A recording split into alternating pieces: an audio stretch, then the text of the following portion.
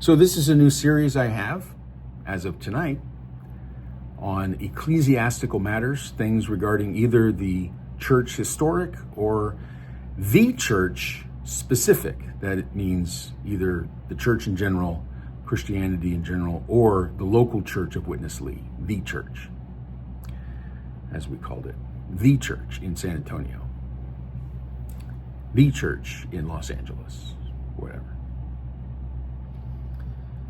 So I had a first video where I talked about some of the exclusionary practices on publications within the local churches in response to some comments on Ruth Wise's YouTube post. In that video, which was very long, I mentioned my own recruitment into the local church, and I wanted to kind of expound upon that a little bit. So I was a freshman, 1985, going to college, and I was a practicing Christian. I had experience with preaching the gospel. I worked at a Christian radio station, so I was exposed to a lot of different Christian churches and different teachings, and I was a very serious seeker. And when I saw the table called Christian Students, which is what the group was called there at that campus, some universities, it's Christians on campus. So it's very generic, Christians on campus, Christian students. I had a reaction of, oh my goodness, these people are just representing Christians. It's not a denomination. It's non-denominational, not just non-denominational, it's pro-Christian. And I was so happy. And that was intentional. That's the feeling they want you to have. It's why they named it that. It's not an accident. It's on purpose. So I went there, and there was a book table, and at that time, as I mentioned, they did not hide the name Witness Lee. They had booklets with Witness Lee's name on it, and I picked up one of the booklets, read something that resonated with me that I had heard at church. It may have come from my pastor, may have gotten it from the same booklet I was now reading, but I don't know exactly what was happening. But that gave me confidence to continue talking to these people, and I got excited. Well, when I got back home to San Antonio from freshman orientation, I went over to my pastor, who had mentioned the subject matter that I read in Witness Lee's book that I liked. I said, hey, I just ran into a group of Christians that have Witness Lee's books, and I am so excited. And he got dejected. He kind of lowered his head, and he had his son-in-law come over. He didn't do it, but he had his son-in-law come over and hand me a pamphlet from Bob Larson's Book of Cults that called Witness Lee in the local church as a cult. So I was put off. So I'm like, oh, I don't want this, right? So I went back to school, and I pretty much ignored these people. But I had been very positive up to that time. But now I was standoffish. I didn't tell them to go away. I just had them at arm's length. But they were persistent. They would come visit me in my dorm room, and they joined a dorm Bible study. So we had this residence hall, and on our floor, we had a Bible study for anyone who wanted to come. And these two gentlemen would show up. Now, they didn't take over the meeting. They sat there and they listened, but that was more than what most people would do. So they would sit there. They wouldn't interject anything except to say something to agree with someone else. So if someone said something positive, or if somebody said something that they could agree with, they would say, yes, that's really good. They would never contradict, and they would never introduce their own subject matter. In this way, they were not odious. So they basically sat in the meeting pretty much unnoticed, because that was on purpose. Now, eventually, it got to the point where I had been seeking for a church, and I was having some questions, and I was getting bothered enough about the church I was going to, which was Robert Tilton's Word of Faith, which, if you know what that is, woo! If you've ever seen the videos of the farting preacher, that's him. I had gotten there somehow, and I was there, and I knew it wasn't good, and I didn't know what to do.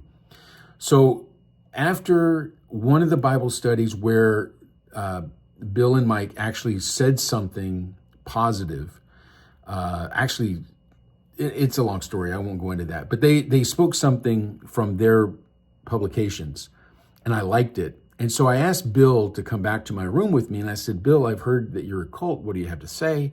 And he showed me these retractions of the Bob Larson pamphlet and some other judgments on this book and retraction of that book. And so it's like, oh, all these things were fake and false, and it was all jealousy of ministries against Witness Lee because he was popular, but not all of it's BS, and we're the good thing. We believe in the Trinity. We believe in Jesus is God, and salvation is through Christ alone. These types of things, very, very basic and good, and that's what we're doing.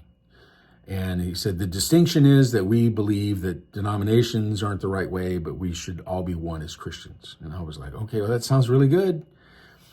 But, that's just that matter. But what won me over was the fact that Bill worked on campus, so he's always available. And he would come join me to eat with lunch and, meet my other students. I was interested in spreading the gospel, and he would help me. And then Mike lived two streets away from my dorm. And so I was always over at his house, just like one of the family members, basically. Eventually I moved in with them I was just always there. I was reading books, talking, just being with the kids. It was a second family. And that's really important because at that time, I was a freshman, 6 hours from home, recently from a broken home. My parents had divorced when I was 15. So there was a little bit of a, disconnect. And kids are disconnected from their parents at 18 anyway.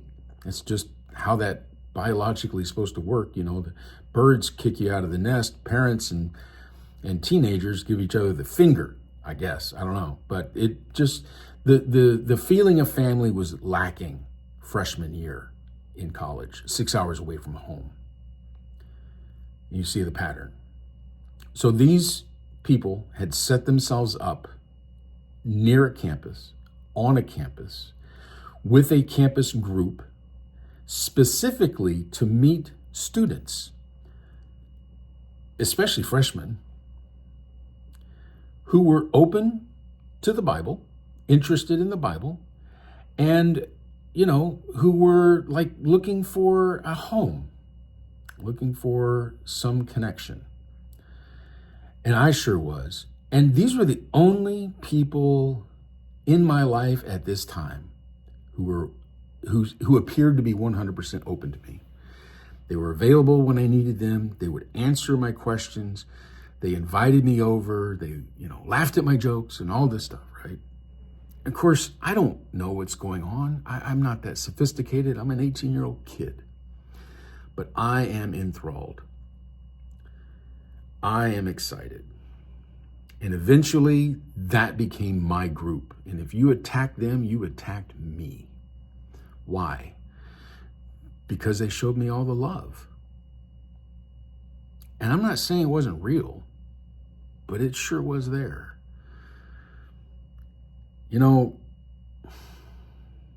Eventually, I became older, and I went myself to one of their trainings, the full-time training in Anaheim, and I met Witness Lee. And my senior year, my fourth term, as you would call it, in the full-time training, I wrote a letter to Witness Lee on behalf of my class, and I asked for a special meeting with Witness Lee, if he would meet with us fourth termers before we graduated. And he said yes. And so at this time, he's in his 90s. He's very old and didn't have a lot of free time, obviously. So we were very honored, and he came and he met with us, and he said, "What are we doing here?" And we said, "Well, we just came to see if you had fellowship for us." And he said, "I do. And so for your class, I tell you to do something different." Because he was telling everyone at that time, 1996, to go to Russia. Russia, differently than we say it today. Go to Russia to bring the gospel to Russia and Eastern Europe. It was the big push that was going on. He said, to your class, I say, don't do that. I say go to the four corners of the United States and go to college campuses, because that is where the international community sends their children to get educated. Go find the international students on the four corners of the U.S. campuses. This was an intentional direction for us to do. And there's a reason, because it's easy to get them. And college students come from a wealthier class. They're good material. They're higher quality people. You get them early, you get them good. And this was a tactic. This was a specific intent, a specific goal. And it's been refined. And one of the groups that did it the best, Denton had a really good time in 1985. We had a lot of people come in, but it wasn't consistent. Austin, Texas, on the other hand, was a machine. They were bringing in dozens every semester, dozens of new people off the UT campus. And the way they were doing it became replicated. One of the things that they had done is they noted that when you put the name Witness Lee out there, first of all, it sounds funny. And then people ask questions, and then people start asking questions, and then people start doing searches. And especially as the internet comes around, they start Googling Witness Lee, and they come up and they find a lot of negative stuff and stuff that's questionable. And they're like, I don't need questionable in my life. I'm not here for that. And they drop out.